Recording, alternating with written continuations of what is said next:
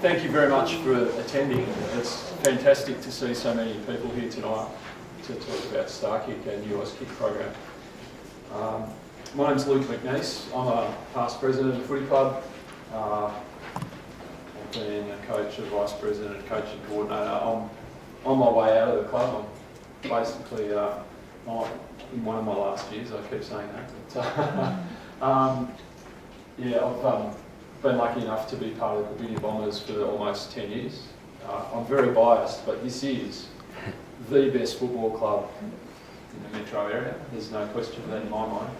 And it's not about, if you come in here in winter, this place is full of flags, but we're not here to win premierships. We're here about creating a great environment. And some of the things that we've done over the past couple of years have proved that. We were the first club in the metro area to have a girls footy program that we call Bomberettes. That's so successful now we have a full pathway for girls footy now, so they can go from Bomberettes to junior girls to youth girls and then on to senior girls footy at Mount Lawley if they wish. A couple of years ago we started a program for kids who are Jewish who can't play footy on Saturdays. So we started a team so they could play on Sundays. And it's no surprise to me that Rob came up with this idea that we develop a program for kids with special needs and disabilities. And I can tell by the number of people in this room tonight, it's just going to be a runaway success. I personally am so excited about it. You know, it's one of those things I've talked to my family. My kids played footy here, but they're 20 and 19, and my wife is obviously involved in the footy club as well. She just said, what can I do to help? And you can see that that's just going to happen. There's a lot of people here who are volunteers who are just here to help the program. This is going to be a great program for your kids. I'm so looking forward to it. I just can't wait for day one when everyone's here and we're able to get them to experience playing footy. So yeah, as I said, I'm really, really excited about it. Rob and the people who'll be talking to us tonight are going to give us a little bit more information about the program and answer any questions you might have. So yeah, without any further ado, over to Rob Gearson, who's been championing the project. Okay, you forgot. In my excitement to talk about the program, I forgot to acknowledge our major sponsor, who's 101 Residential, and our other sponsors who are DSR, sponsors of the Starkick program, DSR, Pet Transport and Wise Therapy, and we've got Sean from Wise Therapy here tonight. So welcome, Sean. Great. Over to you, Rob. Yeah, thanks Luke, and again thanks everyone for coming. I've probably emailed, spoken, done whatever with most of you over the last couple of months. But I wanted to, I guess, start tonight, just give you a bit of my background. And as before we lead into some more of the Starkick side of things. Football for me has been a big part of my life from a very young age. When I was 6 years starting playing, I played a place out called Byford, which is a long way away. And we only had one team, an under 15s, and I was 6 and I didn't get much run. But it's been part of my life for a long, long time, and it's created partnerships, it's created friendships and lifelong friendships that are still with me till this day, and they've all come about through sport and through football. And what we want to do as a club is try and create that experience for your kids, so they can have those type of friendships that they'll take for life, not just through school or anything, through their sporting club. So as part of my sort of thing, I played football in Perth, moved to Sydney for work, spent some time over there. Been about 13 years where my family was born. 2 young kids, one 7, one 9, both here at the club. We moved back to Perth, and this is very relevant to you guys, and probably why I'm quite passionate about this.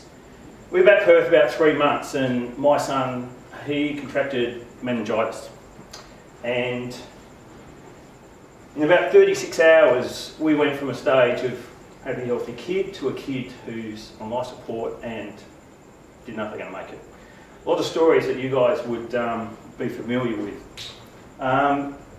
So we spent 3 months in PMH, which you guys would know about that particular place. Thankfully, he came out, we got him home, but we got home with a kid that at the time he was unable to roll over anymore, hold his head up, unable to feed, he was NG tube, on oxygen to breathe and all these various things. So life changed a lot. And I suppose that experience really has given me both sides of the fence. I've realised that, you know, when that happened, social side of the world disappeared, become very insular, don't go out a lot, don't do a lot of things outside of your own little cocoon. And that was just a really, I suppose, difficult time, and I suppose I've experienced that, and I suppose what I wanted to get across was I understand a part of what, you know, that side of the story is about. And I suppose I'm passionate that, you know, every kid deserves a chance to be involved.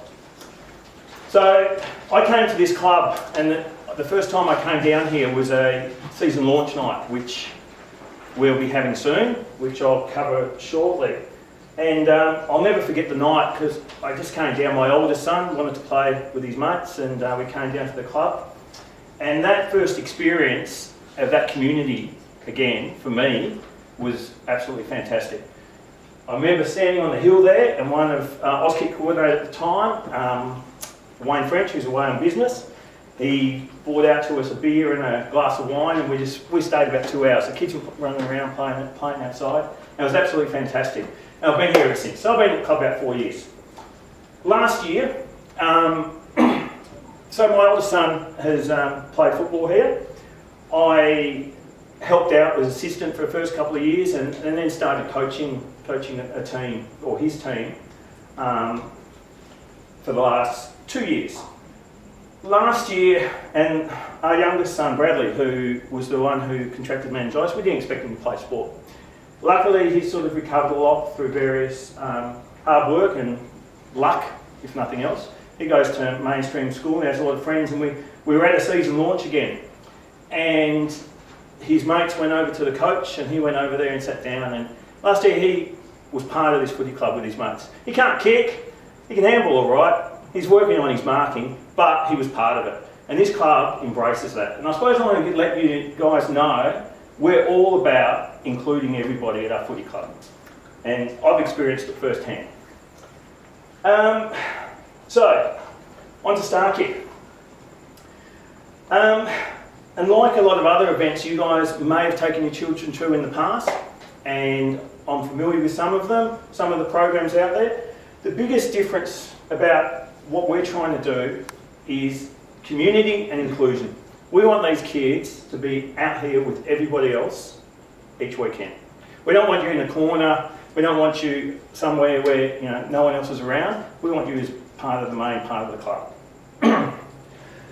So on each Sunday we'll have about 180, 200 Oz kickers out here, and our Starkick group's going to be part of that. And the idea behind that as well is for you guys as parents to come along, have a sausage sizzle, have a coffee, have a bit of a social outlet as well, or you enjoy watching your kids play sport and participate at the club. So Starkick is here to provide the framework for that. And it's really about just getting something for the kids that need a bit of extra help and a bit of extra time to participate. As far as the program goes, it doesn't matter what your child's disability may be. We've got kids with all various issues.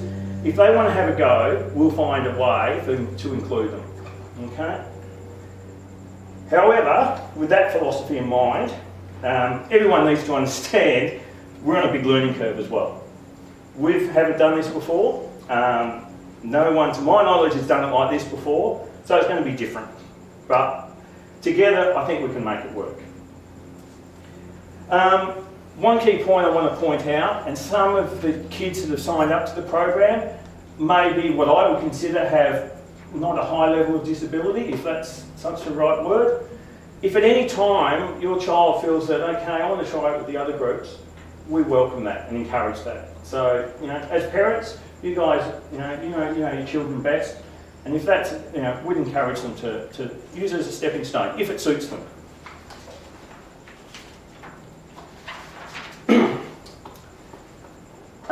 We've got plenty of external support for this program, as Luke's mentioned, some of our sponsors. And in reality, we probably could have found enough sponsors to cover everything that we want to do for this season. But we don't want to do that. What we want to do is create equality. We don't want to treat your kids any different to any other kid that walks through this door. And that goes to, from fees to merchandise, everything we do. Social functions, we're going to be the same. So that's the reason we're not, it's not a walk-in, okay, so, you know, Woodside's paid for it or something like that. The reason as well we want to do that, Starkick, or the concept, needs to be self-sufficient. It needs to continue and continue, but we don't want this to be here for a year. We want it to be part of this club as any other team is every single season. So from here on in, we're really going to treat everyone all as one. And Starkick's just one part of that cog. So the kids and your kids and their families will just be like any other member, as I mentioned, the same fees, the same merchandise, the same events. But it also means we'd expect some support in helping us run the club. We're all just volunteers. We're just trying to do something for the kids. So it's a two-way street. As parents, you might get rostered on the canteen, which is, everyone hates it, but it's something we have to do to make our club succeed. Most of you know the fees already, but some people are new. The club fees that have been set for Starkick are exactly the same as the kids, every other child in our AusKick program. The fees for this year are $100. That's for the whole season. That covers our insurance, the program, and about 15 weeks of football. As part of that, there's merchandise included. But with Starkick, we've got there's a slight variation because we have children from 5 to about 11, 12 years of age. We're providing merchandise that's in our AusKick program, and you may have grabbed one of the flyers there, and that's what the kids will get, depending on their age.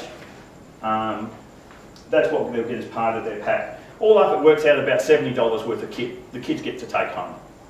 So for the pre-primaries and year ones, they'll get an AusKick backpack, it's got a football, a volleyball, a hat, and things like that. For the year twos, they'll get a club backpack, some club shorts, and a club cap. At the end of the season, what we also do is we'll have a team photo with all the kids, and we present them a small trophy or medallion. That's theirs to take home. They've earned that over their season at the club. So saying our fees are $100, we can turn $100 into zero, and most of you would have heard about Kids Sport. We're a Kids Sport registered club. Basically, anyone who holds a healthcare card, which will be 99.99% of the children that will be attending the program, their fees are covered in full. It's just a matter of filling out a form, which Ian, our treasurer at the back, if you haven't got one, has got some tonight, he's happy to give you. And that will all be covered. It's a state government initiative for all children. It's not just for those with a disability, anyone that holds a healthcare card. Registration. So far we've got 16 kids registered officially in the program. We've had about 30 parents, and many of you here still haven't put the pen to paper and typed in the box and done your registration. If you haven't already, please register. If you're intending to come. The reason is when the kids come down, we need them registered for insurance purposes. We also need it to help it with our planning and what we're going to do. So when we come on here for the first week, we're all going to be ready to go. Craig, who's a gentleman here, if anyone wants some help or advice or needs anything with that, he's here to help you tonight as well, a bit later on. And one thing I'm just going to mention, but we don't really want to cap this program, but we're also aware of logistics of how many kids we can fit in to here and what we can cater for. We probably, at the moment, it's not an issue. But if there was someone that really wanted to do it and they didn't register and we had an influx of 50 or 60 kids, we'd have to draw a line somewhere. We don't know where that may be, but I suppose if you want to do it, just do it now, and it doesn't matter. We're also going to, as part of that, you can have a try before you buy. If you're not sure and you think your kids might like it, they might not like it, and you don't want to go through the rigmarole, just register, come for a couple of weeks. If you don't like it, don't put in the kids' support voucher, tell us and we'll take you off the system. Okay? So there's really no reason not to do it. The only footnote with that is, and this applies to everyone in the club, the kids won't get their merchandise, their packs, until they're financial. And that's maybe just a kids' sport voucher, but until that happens, because there's a cost to us for that, we need to somehow recoup that. So that's the only thing if you don't pay up front, if you want to try before you buy. Okay, coming forward, we've got a club season launch on the 27th of March. Excuse me. That night's a meet the coaches, the night that I spoke about earlier, where people get together. The club's putting on a sausage sizzle, some bouncy castles, some berry floss popcorn, stuff like that, and it's just a social event. You guys will all be welcome, expected, I won't say expected, welcome and to attend and be part of that night. On the night as well, it's a free event, so everyone's just welcome to come along. Is that kids as well? Yeah, it's for the kids, not for the parents. Are you getting on the bouncy castle? It's a big kid. And on that night, that's when they'll get their merchandise packs as part of their season as well. Our first session isn't that far away. Our first session is going to be Sunday the 19th of April. It's the last day of the school holidays, and that's when our season kicks off. We train and play here, this ground. Encourage people to get down about 8:30 in the morning, and we're wrapped up by 10. Okay. Once you're registered, you'll receive regular emails and notices each week of the schedule that's coming up. Chloe, who couldn't make it tonight, she's maybe in hospital, having a little bath. She sends regular email updates of what's happening at each event. We occasionally will change from a Sunday to another day to avoid things like Mother's Day, where all the mums here probably don't want to be out in the morning, and we might do a twilight session or something here. But again, we'll just notify you guys. If you can't make a session, and I have some parents that said their children are going to be here one week, not the next, it doesn't matter. You know, don't feel obliged. If your child's sick, these things happen. It's not like there's any problem with that. The program for stage 1, and I'm calling it stage 1 for a reason, because I see this being bigger and better. But the program for train 1 is just training, fun, participation in games. It's not going to be anything fancy. We'll be doing our training as per AUSKIC, which means non-contact. It's a non-contact environment. It's working on skills, teamwork, and just having a good time out on the ground. I expect we're going to modify the rules quite a bit for the kids. If there's children that can't kick, they can throw the ball. It really doesn't matter, as long as they have a go. That's all we're about. A normal session will start as per a normal regular AUSKIC session. We'll run a few drills for the kids, and hopefully we'll be running a game for the kids to play at the end of each session. And that will happen each week. That'll be our focus, to get them up doing that. For many of the children, this is going to be a pretty challenging experience. Getting out there, and I expect quite a foreign environment.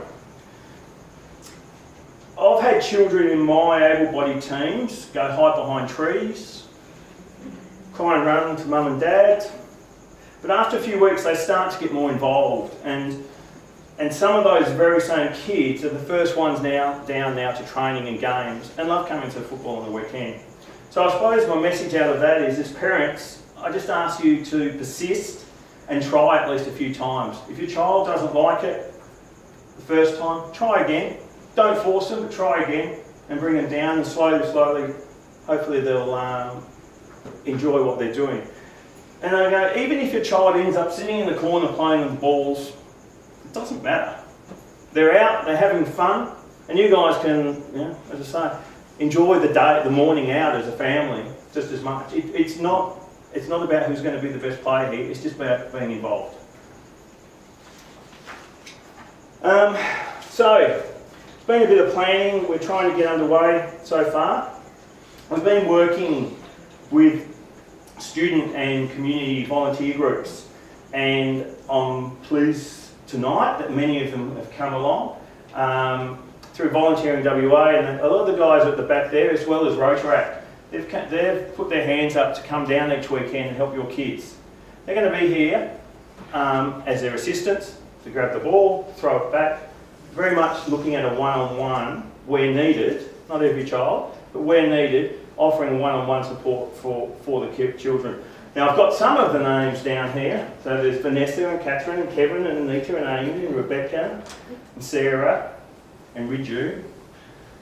But they're all there to help. So I really thank them for one, giving up their time tonight, and one, offering their time for the whole season. So thank you guys. Another thing we're planning to do throughout the year, as Luke's mentioned, our club starts from pre-primary and goes up to year 11 this year. We're going to run a thing called a buddy day. And the plan behind this, we're going to have 1 or 2 sessions where our older children, our older year groups, is going to come down and take Starkick training with your kids. So the idea behind that is we want them to buddy up and create a bit of a relationship, break down a few barriers, and hopefully they'll take lessons, both kids will take lessons out of that for the rest of their life. Also, pleased to announce we've been speaking to my favourite football club. Fremantle have agreed to come down and do a session with the Starkick kids. I haven't got a date yet, but they've committed to that, and they're going to be down here. And they're on board behind what we're trying to do as a footy club. So I suppose it just shows that there's a lot of support for what we're trying to achieve. I can tell you, getting an AFL player on a Sunday morning in season is not easy. So they're making some allowances to make that happen. I mentioned about stage 1 a second ago, and the reason is I see a future for what we're trying to do here as well. At the moment, we're putting a program together for 5 to 12-year-old kids. What I'd like to see happen in the future is we take this and expand it to older age groups. So these kids will have a pathway to continuing sport, at least at our junior football club. So we've got Starkick today, we may have Star Mods next year, we may have Star Youth down the track. And that's our longer term vision for wanting to create something. Yes, Luke? Sorry, Rocky Mike's want to mention the integrated team over it. Yeah, yes, and that's part of this longer term. Our seniors club have a program they call integrated football. It's a little bit different in that it's primarily based around those with intellectual disabilities, but it's there again for people that just want to be part of sport. So we're going to ultimately be a feeder for those guys, and as your children become young adults, if they want to keep playing footy, we'll provide a solution. And down the track, this is another future thing, if we can prove this concept works, I'd like to promote this to other clubs. Some of you are travelling from long distances away. We have people I know from as far as Clarkson to Gosnells in the south, to up in Les Moody in the hills. So you're obviously making a big effort to do something for your children. Ideally, if we can take this and then take it to another club, down the track we'll be able to have the kids playing a bit of a game together and representing their football club, as every other kid does. It may not be the greatest game in the world, but it'll be fun, and they'll be proud of representing their club. Some things this is not going to be, and I just wanted to point these out. It's not going to be a therapy service. We've got many volunteers, and a lot of volunteers are doing physio, paediatric physio, OT and the like.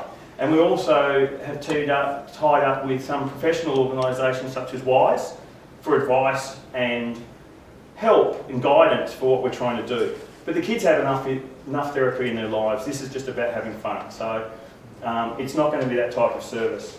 It's also not going to be a babysitting service. We need you as parents to be involved. We expect each child's going to need a helper in some capacity, and some days that will need to be parents. Some kids won't respond to their parents as well and will be bad to be there, and other kids want their mum and dad around helping them out. So we need you guys to be part of it. To succeed, this needs to be a community program run by the community for the community, and that's our long-term goal. So what we need from you for this to grow and thrive: parent support, input and participation. None of us are professionals. We're just parents and community members, as are you. So we need your help. We can create the framework, but you as parents need to buy in and get involved in the club. We want this to be an ongoing and integral part of our club from this day forward. Some of the things we're yet to fill from outside the club is a coach or coordinator. So mums or dads, you don't need any experience, and we'll be here to help along the way. But to work this team longer term, it needs to run the same as every other team in our football club does. And that relies on parent coaches, parent volunteers, to make it happen. It's no different. There's no one from outside. As part of that though, the club, for all its coaches, provide an AFL accredited level 1 coaching course for advice and mentoring, and that's the club pays for that. So if anyone wants to do it, the support mechanisms are behind it. We're also looking for coaching assistants. We're going to have lots of volunteers, but I'd like to have at least senior assistants that have buy-in to what the kids are doing each week. You know your kids better than anyone. This is a little bit of a late notice, and someone may want to take it up. As a club, we're running a first aid course. And it wouldn't be a bad thing if we had a first aid officer among the group that was out there on the weekend, just a dedicated person with the magic spray and band-aids. If someone trips over, cuts themselves, we've never had a serious injury, but it's always good to have that type of thing. We try and create a safe environment for every kid out here. The late notice is that course is running Monday night next week. We're running it either here or over at the senior club rooms just over there. It's starting at 6 o'clock, and it'd be great to have one person from this group that may want to be involved. If you do, just come and see me after. There's no cost, just your time. One thing I'd like to see, not necessarily straight away, but certainly in the long term, is a Starkick Parent on our committee. I see that as critical to keep this momentum going forward. We need to hear your voice, and you need to have a say in the decisions and what we're doing as a club. So I'd encourage you, if someone wanted to come on earlier rather than later, speak to Luke, myself, Ian, Craig, and we could sort of point you in the right direction. But if not, if you want to come on at the end of the year, it's something I would really encourage you guys to consider. Another thing we've got here, and I've called for a parent coach. I'll just let you know, UWA have come on board. They are running a program at the moment that's part of their structure, the guild structure, where they're actually advertising and going to train a coach for this group. So that won't get finalised till the start of April. The concept of that is that coach will bring some volunteers as well to help out, and next year his role will be to find another coach and so forth. But I still want to find a parent that wants to take, I suppose, will have a greater buy-in to what we're doing. Until we fill any of those roles, worst case, you've got me as the coach. So you better fill it. But whatever happens, whoever takes it on, I and a lot of the community will be around to offer support, advice, and just what to expect to get things rolling as you get into the year. One of our parents, I'm not sure if she's here tonight, Tammy, has kindly volunteered to make up some child background forms. basically it's going to be a one-page flyer to help some of the volunteers as well as the coaches understand your children. Some of the children may have specific needs that we need to know about. They might respond in certain ways. So what I'm intending to do is we'll email that out to the parent group, and we're not looking for confidential information, but if a child likes to be held when he's upset or something along those lines, it may help the people that are volunteering as well as the coaching group. So I'll distribute that via email. So to start with, that's about it for me. I'm going to come back with a bit of a Q&A, if you've got any. Try and keep them in your mind. I'm going to ask one of our parents, who's also a paediatric physio at Princess Margaret. So she's a very experienced lady, but she's one of our parent groups, Norla Gibson, to just say a couple of words quickly and about why sport is so good for your kids. Yeah. I actually don't really think I've got much to add to Rob, because he's, you know, like, I'm really impressed with the amount of information you've given to Emma, but also the, you know, what you've thought out. And I guess it's because you all have a lived experience. But so I am a paediatric physio at PMA, so I've met Rob and a few others here, some other community places. And I also do some work for the Centre for Cerebral Palsy. And at the moment we're running a project at the Centre for Cerebral Palsy looking at increasing the running skill of children with cerebral palsy. And the idea behind that was when we looked at children who were functioning, you know, there's a very broad spectrum of cerebral palsy and a lot of disabilities. And when even those children who are barely detectable to the public, you know, people wouldn't even know they had CP, when we looked at their participation rates in sport and activity, they were really poor compared to their typically developing peers. So they really weren't keeping up. So we looked at, well, what would happen if we train their high level skill and see whether or not that improved their activity and their participation. And really we didn't do it because we thought it would be good. We did it because the age group that we're targeting started to articulate those kinds of things to us. We got sort of statements made to us like, well, I'm not getting as much field time, I'm not getting as much court time. And that's really quite disheartening if you're participating in sport. So I think this initiative is great because really they're not going to get as much field time or court time. That's the reality of it. But you also want them to continue to enjoy sport and to really wanting to be a part of it. The other thing that I've learnt actually since running, we're now into the 6th week of a 24-week program, is that the feedback from parents with the running program, it's an individualised program running the groups, each child is doing something different but they're doing it in a group setting, is that the social aspect has been really important for them. So that's, you know, and I think that that's what this is really going to offer your children, is that, like you said, the lifelong friendships and the social aspects. So we all know that activity and participation is really important for development of self-esteem and health benefits. So I think this is just the right step, and to start at this young age is so important as well. I don't know if there's anything else you want me to say. Now, my involvement as a parent here is that I have a 6-year-old son who started Auskick here. I think this is, I'm not sure if it's his 3rd year coming now, or what age do they start, 5? Yes, I think it's going to be his 3rd year. And look, it is organised chaos, but it's absolutely like, you know, it was 180 kids out there for Auskick. And look, it felt like there was about 500. But it is actually organised, and they have a great time. It is a really good atmosphere here. The camaraderie is really, really positive. And you know, my son didn't have anyone from his school here. His school kids have gone to the other club down there somewhere. But you know, he's had a great time.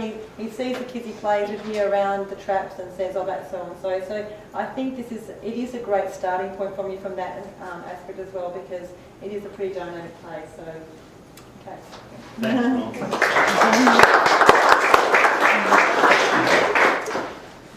Okay, before I do a Q&A, I suppose one of the things, and I'll throw it open to you as parents, and whether we do it one-on-one, is we want to hear what you need from us.